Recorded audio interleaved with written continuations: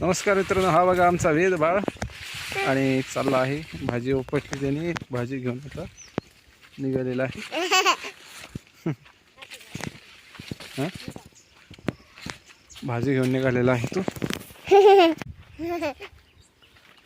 आला हाय म्हण. हाय हा. चल, हे बघा निसर्गरम्य वातावरणातून जाताना अतिशय हसत आहे तो.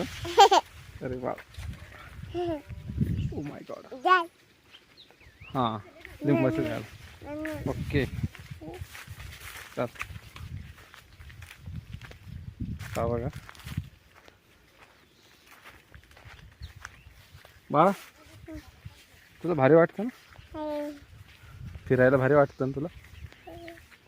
हो ना.